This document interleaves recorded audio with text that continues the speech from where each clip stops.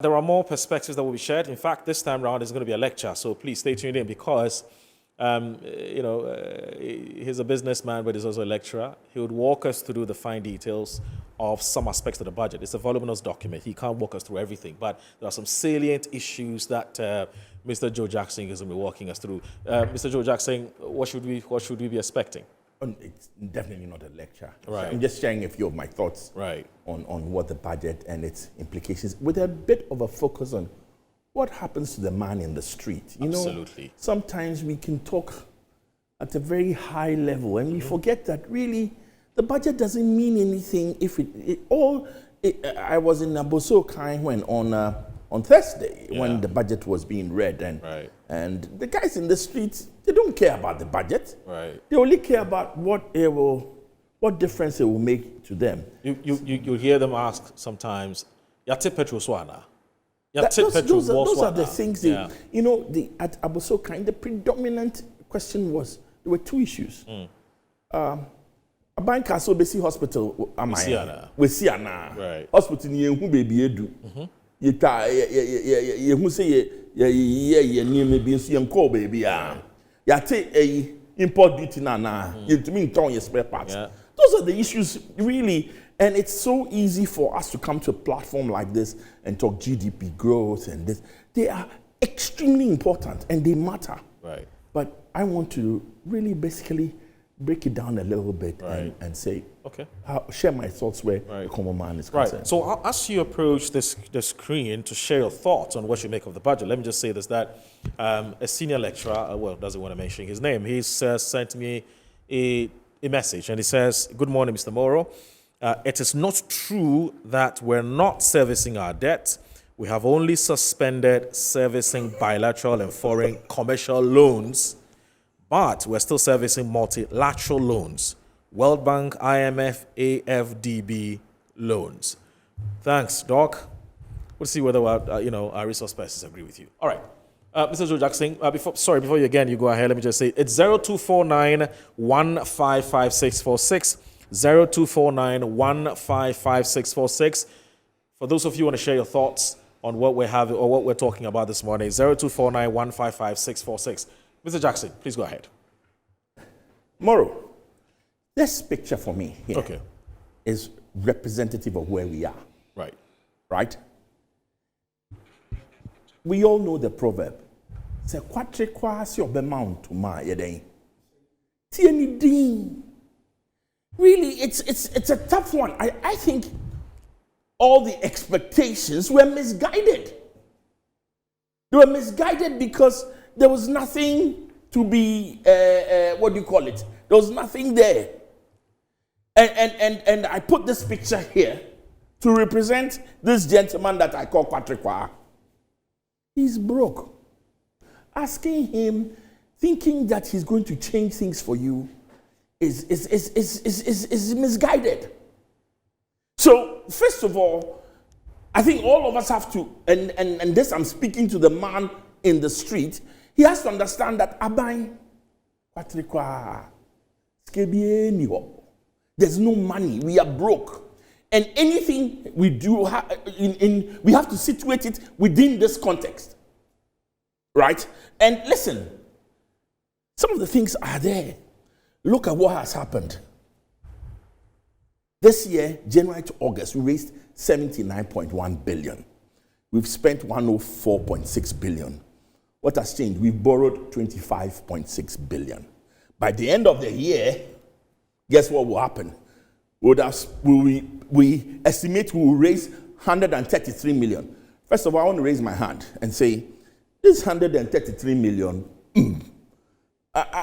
all our extrapolations they don't get there. They get around 118 million, right? And you expect to spend another whopping 173 million and borrow 39 billion, another time 173 billion and borrow 39 billion.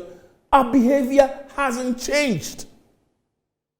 And because it hasn't changed, you, the man in the street, nothing will change. Listen.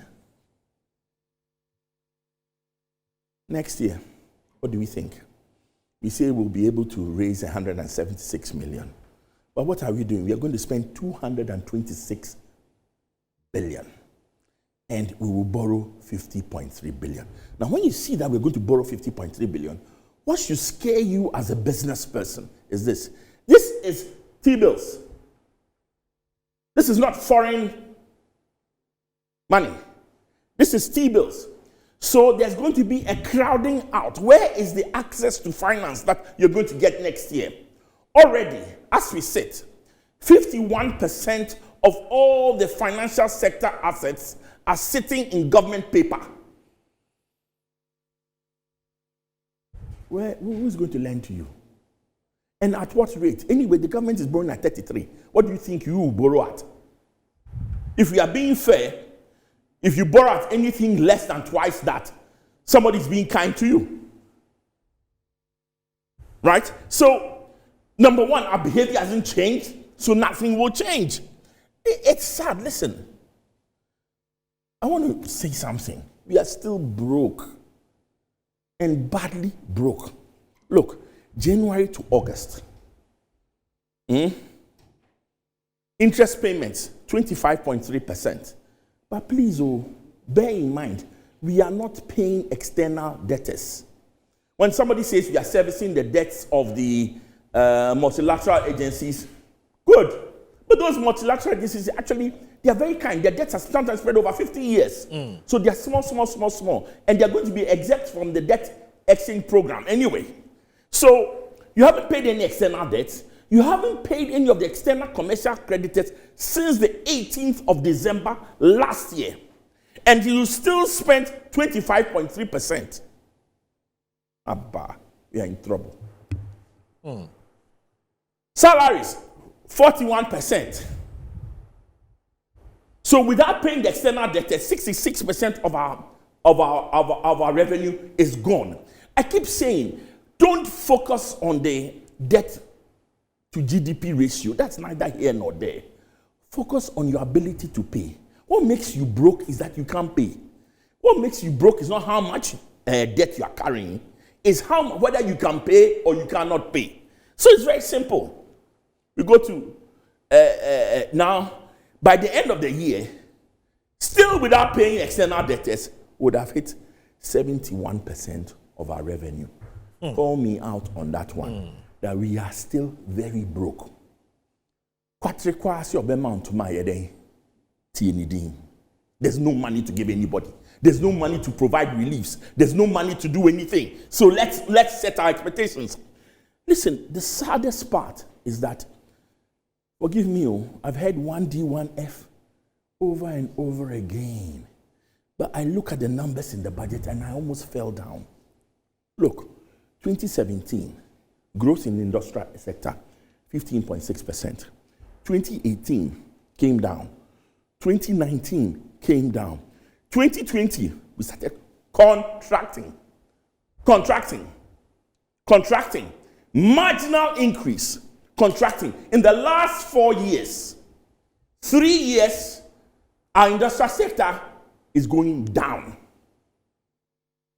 That's real business. And that's real. That's not paper money that financial sector is playing around, though. This is real jobs. When your industry is contracting, it means people don't have jobs. And guess what? The only reason why we are even getting this is because oil and gas and mining has been delivering small. Take oil and gas away. Take mining away. And guess what?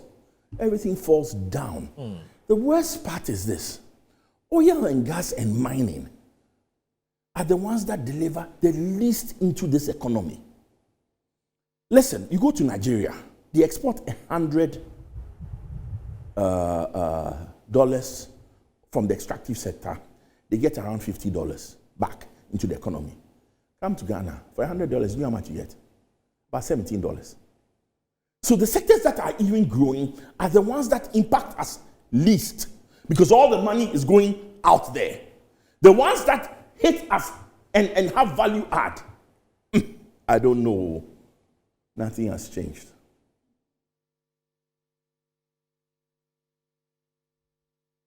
The one relief is that, listen, what is killing all of us is the price of drugs, the price of food, the price of things. When you go to the market, you see, Kona has been turned, is not GDP.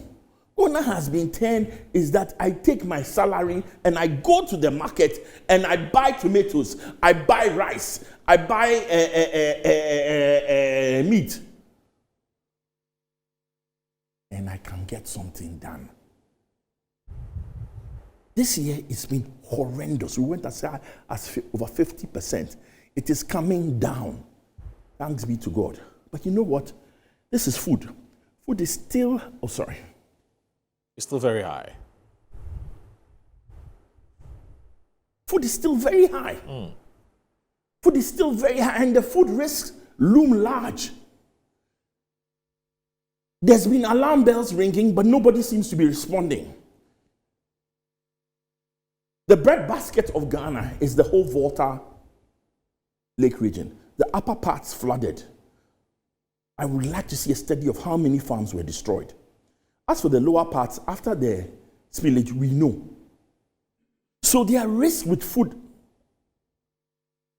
that we better take. And remember, so this downward trend is in the harvest season. So there's imminent food crisis. And so as we enter Hamatan, we are at 48%. Allah, I beg you, it's trending downwards. But I'll urge a lot of caution. Because there's a seasonal trend downwards that always happens. In the harvest season, food prices come down. Right. So when you're getting food prices coming down in the harvest season, you should be happy, but don't be jumping up and down. Life is not cool. Right. Life is not cool yet. There's no relief for the common man. I mean, Charlie, listen, you are taking the tax burden off. You're taking what? You see, because there's no money, we have to dig this to get some small thing to say. So what is it? You are removing taxes on what? Electronic vehicles. If you own an electronic vehicle in this room, raise your right hand. Hey! And my listeners, if you own an electric vehicle, raise your right hand. Will you have one? So who's it going to impact? Right? Wait, this is I don't know. You're saying is the much ado about nothing? Okay. And forgive me, the women are out there shouting, sanitary pad, sanitary pad, sanitary pad. Me, I'm saying, Oga, my lady, be careful. You know why? Read it very carefully. It's for locally produced sanitary pads. Yes. I beg you, go to your average supermarket, check the brands there, and check how many of them are locally produced. There's only one guy, Sunda, who's doing this. There were other companies, they've collapsed. So before you start getting excited and jumping up and down on sanitary pad, please confirm that the one you're using is locally produced and it will be affected. And if you're going to set up a factory to produce, I beg your factory is not set up in 1 month. So, calm down. Right. Sounds nice, good sound bite, sounds beautiful, but there's no relief for the common woman. No relief for the common man. As for these other things, Ghana Medical Association, they are going to engage. They didn't say they'll give them waivers. They're going to engage. I beg you. It's equivalent of cutting a sword. Right. You say what? Tax-free portion of individual incomes to be adjusted. From what to what? We don't know. Please. I don't know. I don't know. As for this, you see, let's be clear. On the expenditure side, right, I was expecting something to reduce the size of government. The size of government is too big. We've said this, we sound like a broken record. Right, we sound like a broken record. We have ministers for everything. We have appointees for every thing we can think of, there's an appointee. It comes with a car. It comes with a salary. It comes with a secretariat. Why? Cut this down. These are dark times. You don't have money. It's like me, I'm broke. Right? And I go and see my brother here. He's my brother. We all went to the school. So he's my brother. I go and say, Charlie, help me small. But I say, oh, Charlie, my house, I have 7 people who tend my garden and one who wears my shoe in the morning. I won't reduce that number. Right. He said, Joe, are you stupid? And I reckon, my boy. Look at him, are you stupid? You still want to eat fufu, go to heavy do and eat a big bowl of fufu every morning. Right. Start eating cocoa and kose. Hey, listen, we can't avoid this. This one, there's nothing. I won't even bother to go through. There's no attempt to reduce the size of government. Okay. Me, I want to end here. Right? There's not much in it. There's nothing in it for the common man. Life is hard. And even the things that are going well for the common man, there are huge risks ahead. See. This budget, me, is this man. KWATREKWAA. Thank you.